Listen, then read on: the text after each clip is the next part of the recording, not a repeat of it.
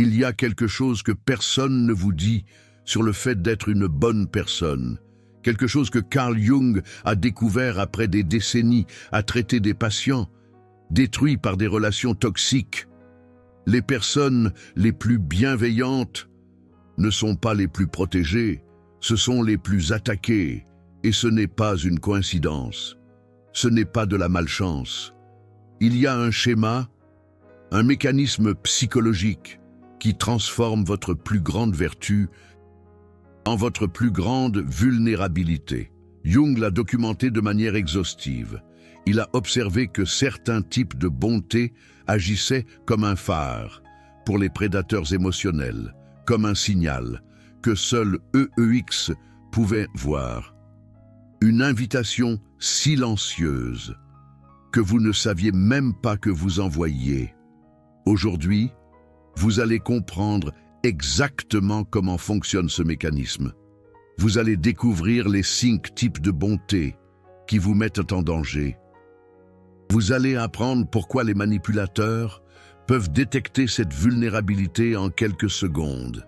Et le plus important, vous allez connaître les 4 techniques que Jung a développées pour être vraiment bon, sans devenir une victime. Parce que la solution n'est pas d'arrêter d'être bon. La solution est d'être bon d'une manière différente. Commençons la découverte de Jung. Au début du XXe siècle, Jung a commencé à remarquer un schéma perturbant dans son cabinet. Les patients qui arrivaient le plus détruits, ceux qui avaient subi les pires manipulations, ceux qui avaient été exploités de la manière la plus cruelle, partageaient quelque chose en commun. Ce n'étaient pas des personnes faibles, ce n'étaient pas des personnes stupides, c'étaient des personnes extraordinairement bienveillantes. Cela lui a paru paradoxal. Si la bonté est une vertu, pourquoi attirait-elle autant de souffrance? Jung a passé des années à étudier ce phénomène, et il est arrivé à une conclusion qui a changé sa compréhension de la psychologie humaine. La bonté, a-t-il découvert, n'est pas un trait simple. Il existe différents types de bonté. Certaines formes de bonté émergent d'un endroit sain, d'un moi intégré, qui choisit de donner depuis l'abondance. Mais d'autres formes de bonté émergent de blessures non guéries, de besoins non satisfaits, d'une relation endommagée avec soi-même. Et ces formes de bonté, celles qui naissent de la blessure, sont exactement celles que les prédateurs émotionnels peuvent détecter. Jung appelait cela la bonté depuis l'ombre. Une bonté qui paraît genuine, qui se sent genuine, même pour celui qui l'offre, mais qui en réalité est un mécanisme de compensation. Une façon d'obtenir quelque chose qui nous manque, à travers l'acte de donner. Les 5 types de bonté dangereuse. Entrons dans le vif du sujet. Voici les 5 types de bonté que Jung a identifiés comme des aimants pour les personnes toxiques. Type numéro 1, la bonté qui cherche la validation. C'est la bonté que vous donnez, en espérant être vu, en espérant être reconnu, en espérant que quelqu'un dise enfin « tu es suffisant ». La personne avec ce type de bonté fait des choses extraordinaires pour les autres. Elle se sacrifie. Elle donne plus qu'elle n'en a. Mais au fond, chaque acte de générosité est une question silencieuse. M'aimes-tu maintenant? Suis-je valable maintenant? Le problème, c'est que les manipulateurs détectent immédiatement cette soif de validation et ils l'utilisent. Ils vous donnent de petites doses de reconnaissance au début. Ils vous font vous sentir spécial. Ils vous font sentir que finalement, quelqu'un voit tout ce que vous faites. Et une fois que vous êtes accroché à cette validation, ils commencent à la retirer stratégiquement. Soudain, vous devez faire plus pour recevoir la même chose, et puis encore plus, et avant que vous ne vous en rendiez compte, vous donnez tout ce que vous avez en échange de miettes d'approbation. Jung expliquait que cette bonté naît d'une blessure de reconnaissance dans l'enfance. Quelqu'un a grandi en sentant qu'il n'était jamais suffisant, que son amour devait être gagné, que son existence requérait une justification constante, et cette blessure, non guérie, se transforme en un signal que les prédateurs peuvent sentir de loin. Type numéro 2. La bonté qui évite le conflit. Cette personne est bonne parce qu'elle a la terreur du conflit. Elle dit oui quand elle veut dire non. Elle cède quand elle devrait maintenir sa position. Elle sourit quand elle devrait confronter. Pour elle, la bonté n'est pas un choix, c'est une stratégie de survie. À un moment donné de son histoire, elle a appris que le conflit était dangereux. Peut-être a-t-elle eu des parents explosifs. Peut-être a-t-elle vécu dans un environnement où exprimer un désaccord entraînait des conséquences terribles. Peut-être a-t-elle été punie pour avoir des besoins propres. Et maintenant, adulte, elle continue d'opérer depuis cette peur. Sa bonté est en réalité un évitement déguisé. Les manipulateurs reconnaissent cela instantanément. Ils voient quelqu'un qui ne dira jamais non, quelqu'un qui absorbera n'importe quel mauvais traitement afin d'éviter une confrontation, quelqu'un dont la bonté peut être exploitée sans conséquence. Jung observait que ces personnes ne se rendent même pas compte qu'elles sont maltraitées. Elles ont tellement normalisé le sacrifice de leurs besoins que lorsque quelqu'un les exploite, elles l'interprètent comme une opportunité de démontrer leur bonté. C'est un cycle parfait pour le prédateur. Plus il abuse, plus la victime devient bienveillante, essayant de calmer la situation. Type numéro 3. La bonté qui assume les responsabilités des autres. C'est la personne qui se sent responsable des émotions de tous ceux qui l'entourent. Si quelqu'un est triste, c'est son travail de le réjouir. Si quelqu'un est en colère, c'est sa faute. Si quelqu'un souffre, elle doit le résoudre. Sa bonté n'a pas de limite parce qu'elle ne peut pas tolérer le malaise d'autrui, pas parce qu'elle est empathique au sens sain du terme, mais parce que le malaise des autres lui génère une anxiété insupportable, qui ne se calme que lorsqu'elle parvient à arranger la situation. Jung a identifié cela comme une confusion des limites psychologiques. La personne ne sait pas où elle se termine et où commencent les autres. Elle absorbe les émotions d'autrui, comme si elles étaient les siennes, et sa bonté est en réalité une tentative désespérée de réguler sa propre anxiété à travers le contrôle de l'état émotionnel des autres. Les manipulateurs exploitent cela de manière magistrale. Ils apprennent qu'ils peuvent transférer toutes leurs responsabilités émotionnelles à cette personne, qu'ils peuvent se comporter de n'importe quelle manière, et ensuite la faire se sentir responsable des conséquences, qu'ils peuvent être perpétuellement insatisfaits et qu'elle n'arrêtera jamais d'essayer de l'arranger. C'est le rêve de n'importe quel narcissique, quelqu'un qui se sent responsable de son bonheur et qui n'arrêtera jamais d'essayer de le prouver. Type numéro 4. La bonté qui a besoin d'être nécessaire. Cette personne construit son identité autour du fait d'être utile, d'être celle qui est toujours là, d'être indispensable. Sa plus grande peur n'est pas le rejet direct, c'est l'irrélevance, être oublié, ne pas être nécessaire à personne. Alors sa bonté devient une façon d'assurer sa place dans la vie des autres. Elle donne et donne et donne, non pas parce qu'elle aime donner, mais parce qu'elle a la terreur de ce qui se passerait. Si elle arrêtait de le faire, si elle arrêtait d'être utile, qui serait-elle? Quelle valeur aurait-elle? Jung voyait cela comme une absence d'un moi solide. La personne n'a pas de centre interne stable à partir duquel se relier au monde. Son identité dépend entièrement de sa fonction dans la vie des autres.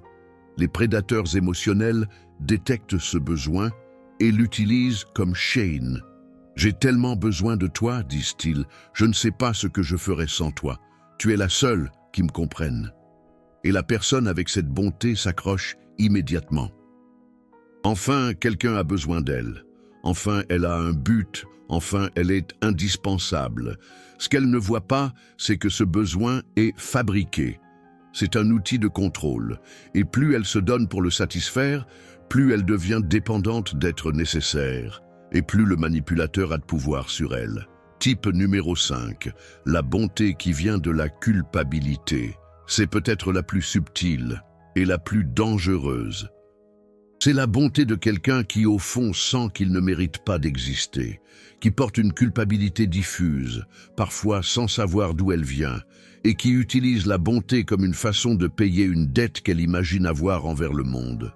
Sa logique inconsciente est « si je suis suffisamment gentil, peut-être que je mériterai d'être ici, peut-être que je mériterai d'être aimé, peut-être que je mériterai d'occuper de l'espace ». Cette bonté n'a pas de fonde. Parce que la culpabilité qu'elle tente de compenser n'a pas de fond non plus. C'est une dette impossible à payer, parce qu'elle n'a jamais été réelle en premier lieu. Carl Jung retrouvait presque toujours cela dans les dynamiques familiales précoces. Des parents qui faisaient sentir à l'enfant qu'il était un fardeau. Des messages subtils que son existence était un problème. Un amour conditionnel qui devait être éternellement gagné. Comme si Chloé devait toujours faire ses preuves, ou que Paul n'était jamais assez bien. Et maintenant, des décennies plus tard, cette personne continue d'essayer de gagner le droit d'exister à travers une bonté infinie. Elle se donne sans compter, comme si elle devait compenser une faute imaginaire. Les manipulateurs sentent cette culpabilité comme des requins sentent le sang dans l'eau.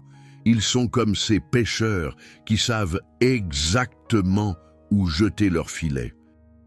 Ils savent qu'ils peuvent faire sentir cette personne coupable de n'importe quoi, qu'ils peuvent inverser n'importe quelle situation pour qu'elle finisse par s'excuser, qu'ils peuvent l'exploiter indéfiniment, parce qu'elle sentira toujours qu'elle ne donne pas assez. C'est un puits sans fond pour eux. Pourquoi les manipulateurs détectent ça si rapidement?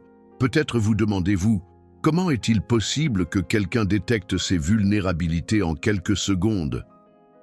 Carl Jung avait une réponse fascinante à cela. Les manipulateurs, expliquait-il, ne sont pas nécessairement plus intelligents que leurs victimes, mais ils ont une habileté spécifique hautement développée, la lecture de vulnérabilité. Depuis très tôt dans leur vie, ils ont appris à identifier qui peut être exploité et qui ne le peut pas. C'est presque comme un sixième sens.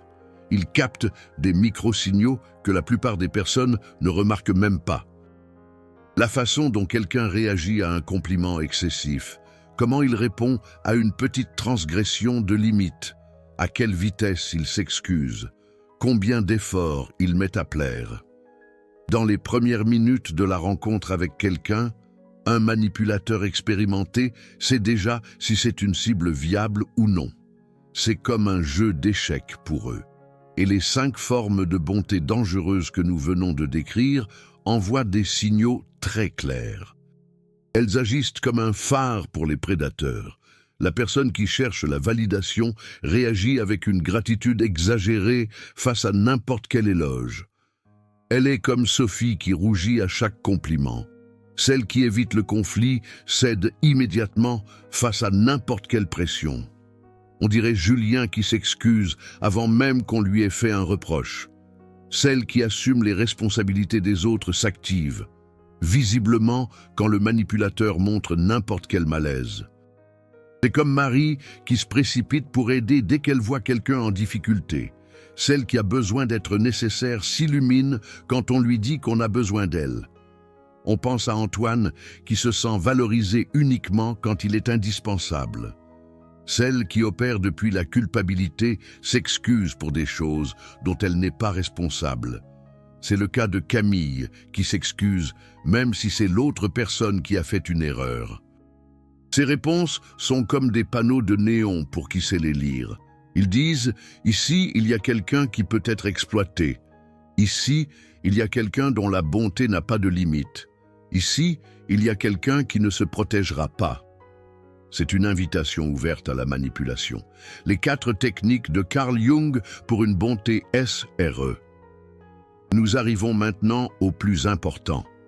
Comment être véritablement bienveillant sans devenir une victime? Carl Jung a développé 4 techniques que ses patients utilisaient pour transformer leur bonté dangereuse en bonté sûre. Technique numéro 1. L'origine consciente. Avant chaque acte de bonté, arrêtez-vous un moment et demandez-vous d'où vient cette impulsion. Est-ce que je donne parce que je veux genuinement donner? Ou est-ce que je donne parce que j'ai besoin de quelque chose en échange? Est-ce que je cherche la validation? Est-ce que j'évite un conflit? Est-ce que j'assume une responsabilité qui n'est pas la mienne? Est-ce que j'ai besoin de me sentir nécessaire? Est-ce que j'essaie de payer une culpabilité? Cette simple question, pratiquée constamment, commence à révéler les schémas inconscients derrière votre bonté. Carl Jung enseignait que la conscience est le premier pas vers la transformation. Vous ne pouvez pas changer ce que vous ne pouvez pas voir. Mais une fois que vous voyez le schéma, vous perdez la capacité de le suivre aveuglement. Au début, cette pratique peut être inconfortable. Vous pouvez découvrir que beaucoup de votre bonté n'était pas aussi pure que vous le croyiez. Vous pouvez ressentir de la honte ou de la confusion. Mais cet inconfort est le prix de la liberté. Il est meilleur de voir la vérité et de la transformer que de continuer à être exploité par des schémas invisibles. C'est comme retirer un pansement. Ça pique au début, mais après, ça va mieux. Technique numéro 2. La bonté avec des limites. Cette technique confronte directement la croyance que la bonté authentique n'a pas de limites. Carl Jung était emphatique. La bonté sans limite n'est pas de la bonté. C'est de l'autodestruction déguisée en vertu. La bonté réelle inclut la capacité de dire non. Elle inclut de reconnaître qu'en donner plus serait dangereux pour vous. Elle inclut de protéger votre énergie, votre temps, votre bien-être. Pratiquez cette phrase. Je peux être quelqu'un de bien et en même temps prendre soin de moi. Répétez-la jusqu'à ce que vous la croyiez. Parce que vous avez probablement grandi avec le message opposé que pour être quelqu'un de bien, il fallait se sacrifier, que vos besoins étaient moins importants que ceux des autres, que demander quelque chose pour vous était de l'égoïsme. Ces messages étaient des mensonges. Ils ont été installés par des personnes qui bénéficiaient de votre bonté illimitée, et il est temps de les désinstaller. C'est comme se débarrasser d'un virus informatique. La bonté avec des limites ressemble à ça. Je t'aiderai avec ceci, mais je ne peux pas faire cela. Je t'écouterai pendant un moment. Mais après, j'ai besoin de temps pour moi. Je comprends que tu en as besoin, mais je ne suis pas en position de le donner. Au début, dire ces choses se sentira terriblement inconfortable, peut-être même cruel. Mais observez ce qui se passe. Les personnes saines le respecteront. Les personnes toxiques réagiront avec rage, manipulation ou abandon. Et cette réaction vous dira tout ce que vous avez besoin de savoir sur qui mérite votre bonté et qui voulait seulement l'exploiter. C'est un test simple, mais révélateur. Technique numéro 3. La source interne. Cette technique aborde directement les bontés qui naissent du vide. Si votre bonté cherche la validation, vous devez apprendre à vous valider vous-même. Vous devez devenir votre propre source d'approbation. Si votre bonté évite le conflit, vous devez développer la tolérance au conflit. Apprendre à exprimer vos opinions sans peur. Si votre bonté assume les responsabilités des autres, vous devez clarifier où vous terminez et où les autres commencent. Définir des limites claires et les faire respecter. Si votre bonté a besoin d'être nécessaire, vous devez construire une identité qui ne dépend pas de votre utilité. Trouvez votre valeur intrinsèque, indépendamment de ce que vous faites pour les autres. Si votre bonté vient de la culpabilité, vous devez guérir cette culpabilité à sa source. Explorez les racines de ce sentiment et le déraciner. Chacune de ces actions est un travail profond qui peut prendre des mois ou des années. C'est un chemin vers une plus grande authenticité et un bien-être durable. Mais le principe est le même, développer des sources internes de ce que tu recherchais auparavant à l'extérieur. Carl Jung l'appelait individuation. le processus de devenir un individu complet qui n'a pas besoin d'utiliser les autres pour combler ses vides. Quand tu as une validation interne, tu peux donner sans attendre de reconnaissance, parce que tu te reconnais déjà toi-même. Quand tu tolères le conflit, tu peux maintenir ta position sans terreur, parce que tu sais que tu survivras au désaccord. Quand tu as des limites claires, tu peux être présent pour les autres sans absorber leurs émotions. Parce que tu sais que leurs problèmes ne sont pas les tiens. Quand tu as une identité propre, tu peux être utile sans dépendre de l'utilité. Parce que tu sais qui tu es, au-delà de ce que tu fais pour les autres. Quand tu as guéri la culpabilité, tu peux donner librement, parce que tu n'essaies plus de payer une dette. Technique numéro 4, l'observation du récepteur.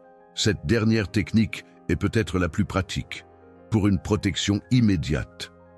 Avant de donner ta bonté à quelqu'un, observe comment il traite la bonté que tu as déjà donnée. La remercie-t-il génuinement ou la prend-il pour acquise? La réciproque-t-il d'une façon ou d'une autre? Ou reçoit-il seulement? Respecte-t-il les limites quand tu les poses? Ou les transgresse-t-il? Célèbre-t-il quand ça va bien pour toi? Ou apparaît-il seulement quand il a besoin de toi? Carl Jung disait que les gens te disent qui ils sont, à travers leurs actions. Tu n'as qu'à observer. La bonté est une ressource précieuse. Ton énergie est limitée. Ton temps est fini. Tu mérites d'investir ces ressources dans des personnes qui les honorent, pas dans des personnes qui les exploitent. Cela ne signifie pas que tu ne donnes qu'à ceux qui te rendent l'appareil. Cela signifie que tu prêtes attention à la façon dont ta bonté est reçue et que tu ajustes en conséquence. Si quelqu'un prend constamment sans donner, réduis ce que tu offres. Si quelqu'un transgresse tes limites répétitivement, renforce ses limites ou éloigne-toi. Si quelqu'un ne te cherche que quand il a besoin de quelque chose, reconnais la dynamique et protège-toi. Ta bonté mérite des récipients dignes et tu as le droit et la responsabilité de choisir ces récipients consciemment. La question qui change tout. Carl Jung avait une question qu'il posait à ses patients, avec une bonté dangereuse. Une question simple, qui révélait tout. La question était, t'inclus-tu toi-même parmi les personnes qui méritent ta bonté? La plupart ne pouvaient pas répondre que oui. Ils pouvaient donner infiniment aux autres. Ils pouvaient se sacrifier sans limite. Mais quand il s'agissait de se donner à eux-mêmes, il y avait un blocage, un vide, une sensation que ce serait de l'égoïsme. Carl Jung expliquait que cette incapacité d'être bon envers soi-même était la racine du problème. Ce n'était pas simplement une conséquence de la bonté dangereuse, c'était sa cause. Quand tu ne t'inclus pas dans ta propre bonté, tu as besoin que les autres te donnent ce que tu ne te donnes pas. Et ce besoin est exactement ce qui te rend vulnérable. Alors, avant de continuer ta vie après cette vidéo, réponds honnêtement. Te traites-tu toi-même avec la même bonté avec laquelle tu traites les autres? Si la réponse est non, tu sais déjà où commencer le travail, la transformation de la bonté. Quand tu appliques ces 4 techniques, quelque chose d'extraordinaire commence à se produire. Ta bonté ne disparaît pas, elle se transforme. Elle cesse d'être une réaction automatique à des blessures anciennes et devient un choix conscient depuis un lieu de plénitude. Elle cesse d'être un mécanisme de survie et devient une expression genuine de qui tu es. Elle cesse d'être exploitable et devient un cadeau que tu offres sélectivement à ceux qui le méritent. Carl Jung décrivait ce processus comme l'intégration de l'ombre bienveillante. Ces parties de ta bonté qui opéraient depuis l'inconscient, depuis la blessure, depuis la peur, sont finalement vues et transformées, et quand cela se produit, quelque chose d'intéressant se produit avec les manipulateurs. Ils cessent de s'approcher. Parce que tu n'aimais plus les signaux que tu émettais auparavant. Tu ne sens plus la victime. Tu n'as plus les crochets qu'ils cherchaient. Ta bonté vient maintenant accompagnée d'une solidité que les prédateurs détectent immédiatement. Et ils savent qu'avec toi, leurs tactiques ne fonctionneront pas Pas parce que tu as cessé d'être bon, mais parce que tu es maintenant bon, d'une façon qui ne peut pas être exploitée. Le coup de ne pas changer, je veux être très clair sur quelque chose. Avant de continuer, si tu décides de ne rien faire avec ce que tu as appris aujourd'hui, si tu décides que ta bonté est bien comme elle est, il y a un prix que tu paieras. Carl Jung a vu ce prix chez des centaines de patients. C'est le prix de relations qui te laissent vide, au lieu de nourrir, le prix de donner tout et de recevoir des miettes, le prix de se réveiller un jour et de se rendre compte que tu as vécu pour les autres, mais jamais pour toi. C'est le prix du ressentiment qui s'accumule, parce que même si ton esprit conscient justifie ta bonté infinie, il y a une partie de toi qui sait que ce n'est pas juste, qui sait que tu mérites plus. Et cette partie va accumuler une rage silencieuse, jusqu'à ce qu'un jour, elle explose, de façon que tu n'attendais pas. C'est le prix de ta santé. Carl Jung a documenté comment la bonté qui sacrifie le moi se manifeste éventuellement dans le corps. Maladie chronique, fatigue qui ne s'explique pas, un système immunitaire affaibli par des années de stress non reconnu. Et c'est le prix de ton potentiel.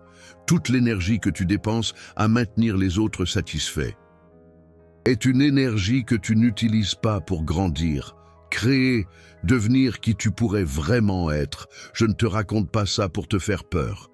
Je te le raconte parce que tu as besoin de savoir que ce n'est pas un thème théorique, c'est ta vie.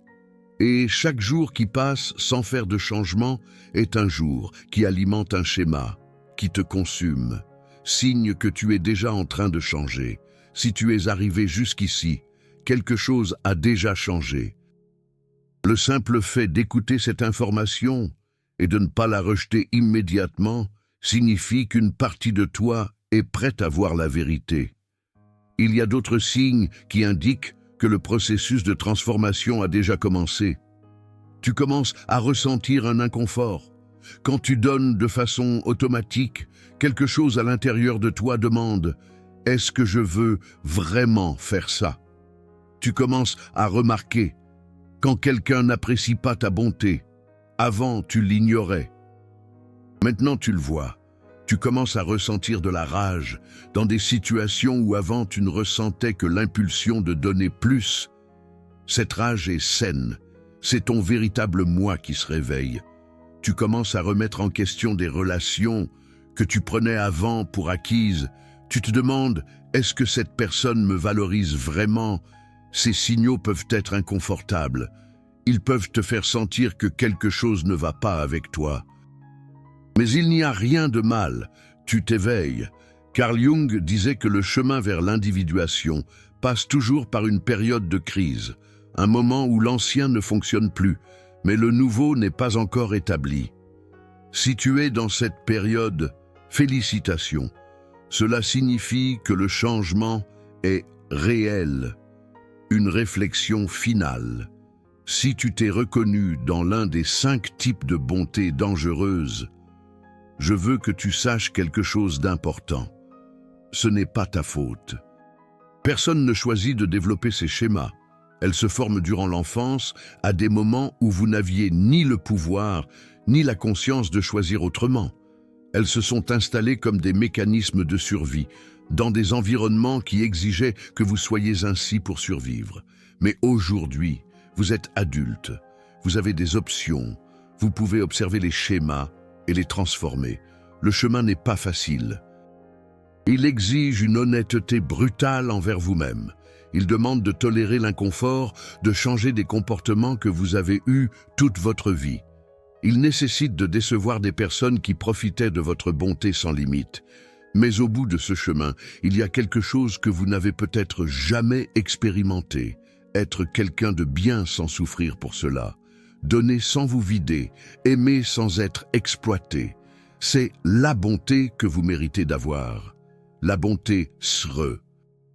La bonté consciente. La bonté qui vous inclut vous-même, parmi ceux qui méritent vos soins. Et quand vous l'aurez enfin, vous découvrirez quelque chose de magnifique. Votre capacité à donner ne diminue pas. Elle augmente. Parce que vous ne donnez plus depuis le vide. Vous donnez depuis la plénitude. Et ce type de bonté ne vous protège pas seulement vous, il transforme tout ce qu'il touche.